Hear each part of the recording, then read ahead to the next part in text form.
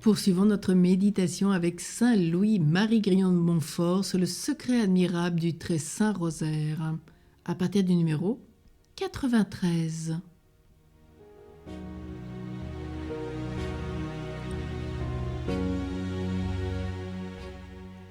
Le pape Léon X dit en sa bulle que cette confrérie du rosaire a été fondée en l'honneur de Dieu et de la Sainte Vierge comme un mur pour arrêter les malheurs qui allaient fondre sur l'Église.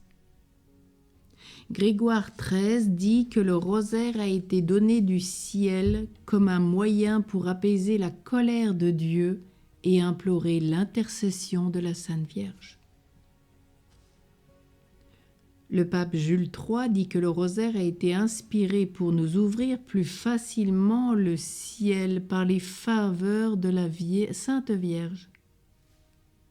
Le pape Paul III et le bienheureux Pie V déclarent que le rosaire a été établi et donné aux fidèles pour se procurer plus efficacement le repos et la consolation spirituelle. Qui négligera d'entrer en une confrérie instituée pour des fins aussi nobles?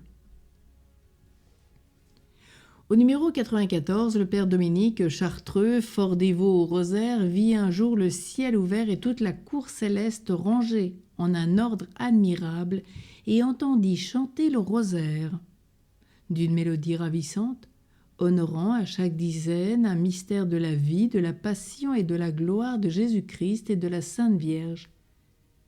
Et il remarqua que quand ils prononçaient le sacré nom de Marie, ils faisaient tous une inclination de la tête, et à celui de Jésus, ils faisaient tous une génuflexion et rendaient grâce à Dieu des grands biens qu'il a faits au ciel et en la terre par le Saint Rosaire. Il vit aussi la Sainte Vierge et les saints présenter à Dieu les rosaires que les confrères récitent en terre et prient pour ceux qui pratiquent cette dévotion. Il vit encore d'innombrables couronnes de très belles et odoriférantes fleurs préparées pour ceux qui récitent dévotement le Saint Rosaire, et qu'autant de fois qu'ils le récitent, ils se font une couronne dont ils seront parés au ciel. La vision de ce dévot chartreux est conforme à la vision que le disciple bien-aimé, Jean, dans laquelle il vit une multitude innombrable d'anges et des saints qui louaient et bénissaient Jésus-Christ pour tout ce qu'il a fait et souffert dans ce monde pour notre salut. Et n'est-ce pas ce que font les dévots confrères du rosaire? Quelle grâce admirable, après ces témoignages, d'entendre la vision de Dominique le Chartreux. Les anges s'inclinent devant le nom de Marie et s'agenouillent devant le nom de Jésus. Quelle splendeur, on a tant à apprendre. Au numéro 95, il ne faut pas s'imaginer que le rosaire soit seulement pour les femmes, les petits et les ignorants. Il est aussi pour les hommes et les plus grands hommes. D'abord que saint Dominique eut rendu compte au pape Innocent III de l'ordre qu'il avait reçu du ciel d'établir cette sainte confrérie du rosaire. Le Saint-Père l'approuva, exhorta saint Dominique à la prêcher et il voulut y être associé. Les cardinaux même l'embrassèrent avec une grande ferveur, en sorte que Lopez avance ces paroles. Aucun sexe, aucun âge, aucune condition ne s'est soustraite à la dévotion du rosaire. Ainsi, on remarque dans cette confrérie toutes sortes de personnes, des ducs, des princes, des rois, aussi bien que des prélats, des cardinaux, souverains pontifes, dont le dénombrement serait trop long pour cet abrégé. Et vous mettant, chers lecteurs, en cette confrérie, vous aurez part à leur dévotion et à leur grâce sur la terre et à leur gloire dans le ciel. À la 30e rose, au numéro 96, il est dit « Si les privilèges, les grâces et les indulgences rendent une confrérie recommandable, on peut dire que celle du Saint-Rosaire est la plus recommandable de l'Église, puisqu'elle est la plus favorisée et enrichie d'indulgence.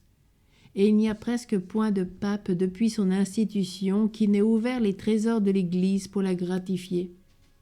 Et comme l'exemple persuade mieux que les paroles et les bienfaits, les saints-pères n'ont pas pu mieux marquer l'estime qu'ils faisaient de cette sainte confrérie qu'en s'y associant eux-mêmes. Voici un petit abrégé des indulgences que les souverains pontifes ont entièrement accordées à la confrérie du Saint-Rosaire, confirmée de nouveau par notre Saint-Père le pape Innocent II le 31 juillet 1679. Reçue et permise d'être publiée par Monseigneur l'archevêque de Paris le 25 septembre de la même année. Première, indulgence. Pour le jour de l'entrée dans la confrérie, indulgence plénière. Deuxième, pour l'article de la mort, indulgence plénière. Pour chacun des 3 chapelets du rosaire récités, 10 ans et 10 quarantaines d'indulgence. Pour chaque fois qu'il prononce dévotement les saints noms de Jésus et de Marie, 7 jours d'indulgence. Pour ceux qui assisteront dévotement à la procession du rosaire, 7 ans et 7 quarantaines d'indulgence. À ceux qui, vraiment pénitents et confessés, visiteront la chapelle du rosaire dans l'église où elle est établie, les premiers dimanches de chaque mois et les fêtes de notre Seigneur et de la Sainte Vierge, indulgence plénière. À ceux qui assistent au Salve Regina, 100 jours d'indulgence. À ceux qui dévotement et pour montrer exemple portent ouvertement le Saint-Rosaire, 100 jours d'indulgence. Aux confrères malades qui ne pourront venir à l'église étant confessés et communiés réciteront le jour le Saint-Rosaire ou du moins le chapelet, indulgence plénière au jour marqué pour la gagner. Les saints-pères, par une grande libéralité envers les confrères du Saint-Rosaire, leur ont donné la faculté de gagner les indulgences des stations de Rome, visitant 5 autels, en récitant devant chacun 5 fois le Pater et l'Ave, pour l'heureux état de l'Église. S'il n'y a qu'un autel ou 2 dans cette Église, où le rosaire est établi, ils réciteront 25 fois le Pater et l'Ave devant cet autel. Et on sait qu'aujourd'hui, toujours, cette indulgence est accordée à ceux qui prient le rosaire. Alors bien sûr, plus on est en état de grâce, plus on a la grâce de le vivre en indulgence plénière, toujours en priant pour la personne et les intentions du Saint-Père, à ceux qui prient au moins 3 chapelets. Les mystères joyeux, douloureux et glorieux.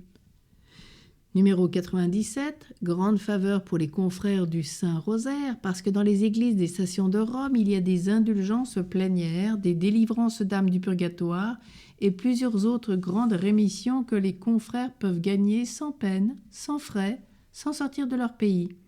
Et même si la confrérie n'est pas établie dans le lieu où demeurent les confrères, ils gagneront les dites indulgences, visitant 5 autels de quelque église que ce soit, par la concession de Léon X. Voici les jours auxquels ils peuvent les gagner, déterminés et fixés pour ceux qui sont hors la ville de Rome, par un décret de la Sacrée Congrégation établi pour les indulgences, approuvé par notre Saint-Père le 7 mars 1678, qui a ordonné qu'ils seraient inviolablement observés. Tous les dimanches de l'Avent, les 3 jours des 4 temps, la Vigile de Noël, aux messes de minuit, de l'aurore et du jour, les fêtes de Saint-Étienne, de Saint-Jean l'Évangéliste, des Saints Innocents, de la circoncision et de l'Épiphanie, les dimanches de la Septuagésime, Sexagésime, Quinquagésime et depuis le jour des cendres, tous les jours jusqu'au dimanche de la Quasimodo inclusivement. Les 3 jours des rogations, le jour de l'Ascension, la vigile de la Pentecôte et tous les jours de l'octave et les 3 jours des 4 temps de septembre. Chers confrères du rosaire, il y a un grand nombre d'autres indulgences. Si vous les voulez voir, lisez le sommaire des indulgences accordées aux confrères du rosaire. Vous y verrez les noms des papes, l'année et plusieurs autres particularités que cet abrégé ne souffre pas. Notre-Dame du Saint-Rosaire accompagne-nous dans cette grâce et aide-nous à prier le Saint-Rosaire jusqu'au dernier jour de notre vie. Merci, maman, pour ce cadeau du ciel que tu nous fais. cette douce chaîne qui nous relie à toi en permanence, en vue de la vie éternelle. C'est déjà une vie éternelle que nous vivons ici-bas sur terre. Saint Louis-Marie Montfort, prie pour nous. Tous les saints papes, tous les saints ayant pratiqué et ayant propagé le Saint-Rosaire, priez pour nous. Et à vous tous, déjà saints en puissance, dit le Concile Vatican II, soyez déjà bénis pour ce que vous faites quand vous le priez et le faites partager à tous vos frères et sœurs. Amen. À demain.